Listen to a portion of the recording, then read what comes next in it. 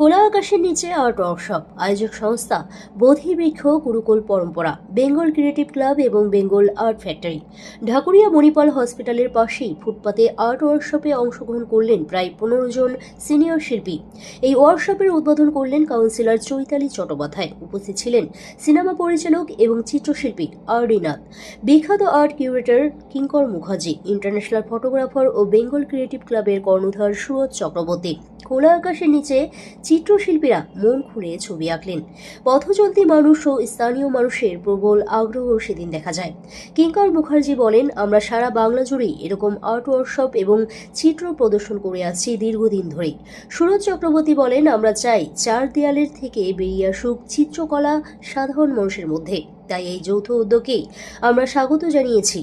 RD. Nath জানালেন, বোধির বৃক্ষ গুরুকুল পরম্পরা একটি আর্ট কলেজ শুরু করেছে, যেখানে চিত্রকলা, ফটোগ্রাফি এবং ইংলিশ অনার্সে ডিগ্রি কোর্স দেওয়া হবে বিখ্যাত ইউনিভার্সিটির আন্ডারে। এই আর্ট ওয়ার্কশপ তারই একটি অঙ্গ। আমরা সারা বছর ধরে চিত্র প্রদর্শনী, আর্ট ওয়ার্কশপ, চিত্রশিল্প নিয়েই আলোচনা আয়োজনে করে থাকব, যাতে এই অস্থির সময়ে শিল্প মানুষের বাঁচার হাতিয়ার হয়ে উঠতে পারে। কোনো বড় কাজ সকলের সম্মিলিত প্রচেষ্টাতেই গড়ে উঠতে সুবিধা হয়। তাই তিনটি সংগঠন একত্রিত হয়েছি আমরা। আগামী দিনে ফটোগ্রাফি নিয়ে একটি ওয়ার্কশপ হবে। পাশেই আছে বিখ্যাত 55 তলা বস্তি। সেই বস্তির বিভিন্ন জীবনযাত্রা ফটোগ্রাফির বিষয় হয়ে উঠবে। মানে এবার আমাদের বসন্ত উৎসব, যেটা সাধারণ মানুষ করছেন, এই বসন্ত উৎসবে আমরা সমাজকে একটা শিল্পের চেতনা দিতে যাচ্ছি।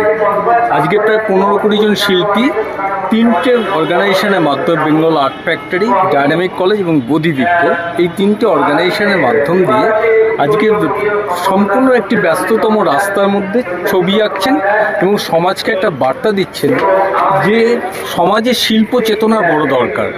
চারিদিকে যেভাবে হিংসা, হানাহানি চলছে, সাম্রাজ্যবাদ অগ্রাসন হচ্ছে, জাতিগত দাঙ্গা চলছে, এর থেকে বেরোতে গেলে শিল্প চেতনা জাগ্রত করতে হবে। এটাই আমাদের উদ্দেশ্য। তাই জন্য বসন্ত উৎসবকে আমি একটু অন্যভাবে নিয়ে এসেছি। তো আমাদের শিশুরা তো ভবিষ্যতের নবপ্রজন্ম আমাদের, তাই শিশুরা অনেক রয়েছেন এবং সাধারণ মানুষ রয়েছেন, কিছু বস্তিবাসীও এসছেন, তারাও এসছেন এবং সর্বস্তরের মানুষকে একটাই বার্তা দিচ্ছে যে শুভ চেতনা আসুক, ক্যানভাসে মনের আঙিনায় তাদের রং ফুটিয়ে তুলুক, যেটা হিংসার রং নয়, ওটা চেতনার রং আসুক। সেই কালচারটাকেই ফিরিয়ে আনতে হবে, কোনো বিকল্প নেই। সিনেমা থেকে আর ড্রয়িং কোনটা? না, আমি সিনেমার পরিচালক, কিন্তু পরে আমি আগে কিন্তু চিত্রশিল্পী, তারপরে আমি নাটক করেছি প্রায় 30 বছর ধরে। ভিতরে সিনেমাটা ছিল। এখন আমি সিনেমা এবং পেন্টিংকে প্যারালাল লাগবে।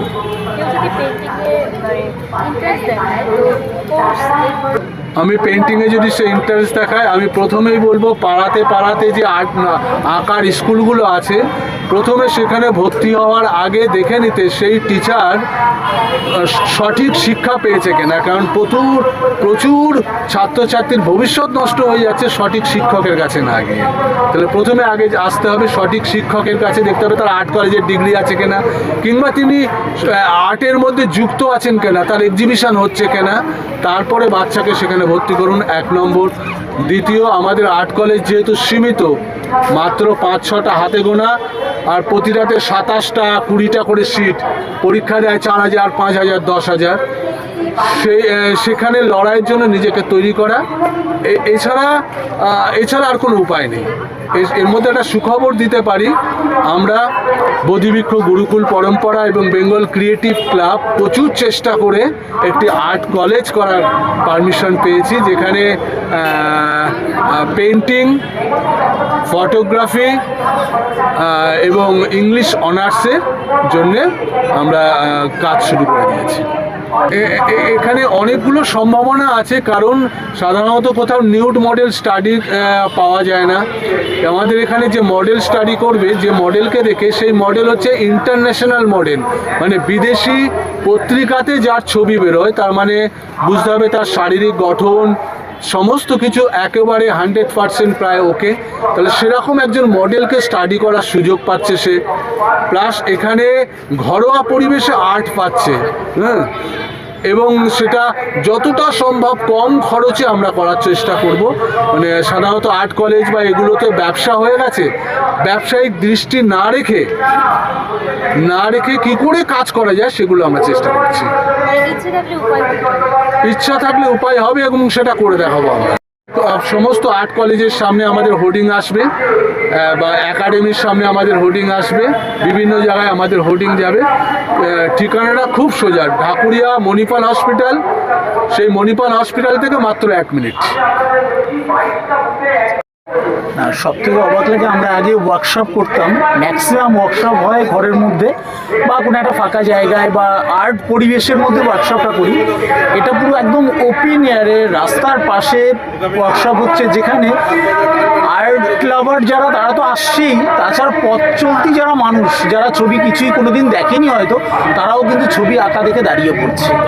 ছোটো ছোটো বাচ্চা থেকে শুরু করে তাদের গার্জিয়ানরা, বা হয়তো তার কর্মব্যস্ত জীবনের মধ্যে কোথাও চলে যাচ্ছে, সেক্ষেত্রেও ছবি দেখে তারা দাঁড়িয়ে পড়ে তাদের মধ্যে যে শিল্প সত্তা, যেটা প্রত্যেকটা মানুষের মধ্যে তো শিল্প সত্তা থাকে, সেটা তাদের মধ্যে কিন্তু ফুটে উঠছে। এবং তারা চাইছে ভবিষ্যতে যাতে পরিবেশটা আরও পরিবর্তন হয়, শিল্পের মধ্য দিয়ে যাতে আরও পরিবর্তন আসে, সেই দিকে কিন্তু তারা আস্তে আস্তে তাদের দেখতে পাচ্ছে তাদের মানসিকতা বেশ পরিবর্তন হচ্ছে।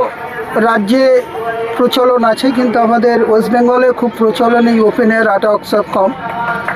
বেঙ্গল আর্ট ফ্যাক্টরি, বোধিব্রিক্স এবং বেঙ্গল ক্রিয়েটিভ ক্লাব এর ত্রিমুখী প্রয়াসে আজকের আমরির প্রিমিসেসের পাশেই এই যারা ওয়ার্কশপ করছে, ওয়ার্কশপ এমন একটা কঠিন কাজ যেখানে শিল্পী কতটা কাজ শিখেছে এবং তার কাজের উপর কতটা জোর আছে, স্কিল আছে, সেটা ওপেন এয়ারে কাজ করতে হয়। এবং ওপেন এয়ারে যারা কাজ করে তারা খুব স্ট্রং হোল্ডে কাজ করতে হয়, যা অনেক ক্ষেত্রে ওপেন এয়ারে কাজ করতে গিয়ে নার্ভাস হয়ে যায়। ইনডোরে সাধারণত ওয়ার্কশপ আমাদের কলকাতাতে হয়, কিন্তু ওপেন এয়ারে ওয়ার্কশপ এটা একটা অন্য মাত্রার ওয়ার্কশপ, যেখানে পথচারী আছে এবং শিল্পীরা মিলেই কাজ করছে। আর্ট ওয়ার্কশপ এই কারণেই রাখা, কারণ শিল্প শুধুমাত্র নির্দিষ্ট গণ্ডির কিছু মানুষের জন্য নয়, শিল্প সকলের জন্য, একদম শিশু থেকে প্রাপ্তবয়স্ক সকলের জন্যই শিল্প। এবং একমাত্র শিল্প সচেতনতাই পারে মানুষকে একটা সুস্থ স্বাভাবিক পরিবেশের মধ্যে বেঁধে রাখতে। চারিদিকে যুদ্ধ, ঘৃণা এবং হিংসার যে আবহ, তার থেকে বেরিয়ে সুস্থ একটা সমাজ গড়ে তুলতে পারে। তাই আমার মনে হয় শুধুমাত্র ঢাকুরিয়া নয়, এরকম প্রত্যেক পাড়ায় পাড়ায় ওপেন এয়ার আর্ট ওয়ার্কশপ হওয়া উচিত, কারণ তাতে অভিভাবক, শিশু সকলের মধ্যে এই শিল্প সচেতনতা আসবে।